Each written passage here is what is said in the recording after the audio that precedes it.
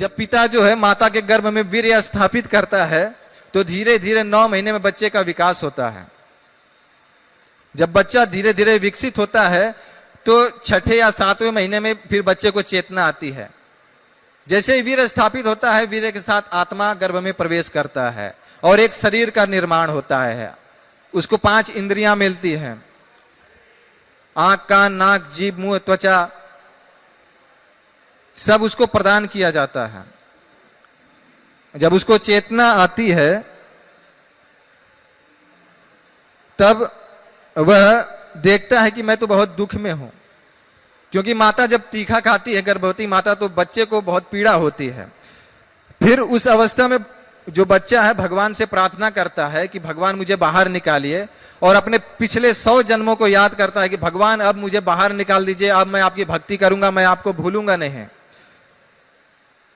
भगवान 9 महीने उस बच्चे का पेट में मां के गर्भ में पालन करते हैं। माता कुछ कर नहीं सकती है, पिता भी कुछ नहीं कर सकता। वहां पे कौन पालन करता है? भगवान कृष्ण पालन करते हैं। वहां पे तो उसको पता भी नहीं रहता कि मेरा नाम क्या है, मेरा गांव क्या है, मैं कौन से देश में जन्म लेने वाला हूं, मेरे कौन से संबंधी यहाँ पे प्रतीक्षा कर रहे हैं, उसको कुछ भी पता नहीं होता बच्चे को। वहां पे उसको एक ही बात पता रहती है कि मैं पिंजरे में हूं और एकमात्र भगवान ही, कृष्ण ही मेरा सहारा है। भगवान फिर भी पालन की व्यवस्था करते हैं। अगर कोई बेटा दूर जाता है ना तो पिता उसको सब सामग्री प्रदान करके भेजता है कि बेटा वहां पे दूर जा रहे हो तो खाने पीने का ख्याल रखना, अपनी सेहत का ख्याल रखना। 9 महीने पेट में पालन करते हैं और बच्चे के जन्म लेने से पहले ही माता के स्तनों में दूध भर देते हैं। ये किसकी शक्ति है? भगवान कृष्ण की शक्ति है। ये दूध कहां से आता है? क्या माता खुद प्रकट कर सकती है अपने स्तनों में दूध? नहीं प्रकट कर सकती है।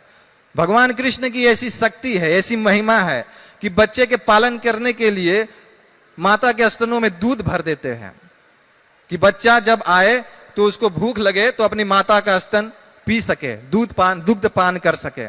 जब बच्चा बाहर आता है तो भगवान कृष्ण जो है उसके माता पिता में बच्चे के प्रति ममता पैदा कर देते हैं। अगर ममता ना होता तो लोग बच्चे को त्याग देते थे। एक माता जो है अपने बच्चे का इसलिए पालन करती है क्योंकि उसके प्रति उसका प्रेम है, लगाव है, ममता है। तो भगवान यहाँ पे भी उसके पालन की व्यवस्था करते हैं। माता पिता के जो है बच्चे के प्रति आकर्षण पैदा कर देते हैं, तो इस आकर्षण के प्रेम के लिए बच्चे का पालन माँ बाप करते हैं। और आज तो कलयुग है, समय दूषित हो गया है।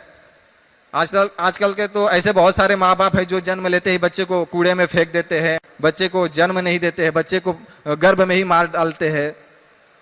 पहले कहा जाता था कि अगर भगवान के प्रेम का कहीं प्रतिबिंब देखना है, छाया देखना है, तो माता और बच्चे के प्रेम में देख लेना। जैसे माता अपने बच्चे के लिए ललायित रहती है, उसी तरह ये छाया वहां पे देखकर महसूस कर सकते हो, ऐसा कहा जाता था पहले। लेकिन आजकल तो माँ बच्चों का भी प्रेम जो है दूषित हो चुका है। माता बच्चे को अपने स्तन का दूध नहीं पिलाती है, उसको नौकरानी के हाथों में छोड़ देती है, तो ये भी बहुत दूषित हो चुका है। इस तरह से माँ बाप उसका पालन करते हैं। फिर धीरे धीरे जब बच्चा बड़ा होता है तो उसको एक नाम दे दिया जाता है कि तुम्हारा नाम ये है। फिर धीरे धीरे जब बच्चा बड़ा होता है तो उसको पता चलता है, उसको बताया जाता है कि तुम्हारा गांव ये है। जन्म से पहले उसको कुछ नहीं मालूम था। फिर उसको पता चलता है कि मैं भारत का रहने वाला हूं, मैं अमेरिकन हूं, मैं भारतीय हूं। फिर उसको स्कूल में शिक्षा के लिए भेजा जाता है। प्रभुपाद कहते थे कि जब जन्म लेता है कोई तो मूर्ख पैदा होता है, मूर्ख पैदा होता है, इसलिए उसको शिक्षा के लिए लोग स्कूल में डालते हैं, कॉलेज में डालते हैं कि जाओ कुछ विद्या ग्रहण करो। तो उसको स्कूल भेजा जाता है, तो वहां पे जाकर वो जड़ पदार्थ का जो है ज्ञान सीखता है, भौतिक ज्ञान सीखता है, आध्यात्मिक ज्ञान नहीं सीखता। पहले तो गुरुकुल में भेजा जाता था तो आध्यात्मिक ज्ञान सीखता था, परमात्मा से अपने संबंध को जानता था, लेकिन अभी भौतिक ज्ञान सीखता है। जब वो सीख लेता है तो धीरे धीरे जब बड़ा होता है तो उसको काम वासना सताती है। जब काम वासना सताती है तो उसका विवाह करा दिया जाता है, और जब विवाह होता है तो फिर पत्नी आती है, फिर बच्चे भी होते हैं। फिर वो भूल जाता है कि मैंने गर्भ में भगवान को वचन दिया था कि मैं जब बाहर आऊंगा तो आपकी भक्ति करूंगा, आपको कभी भूलूंगा नहीं।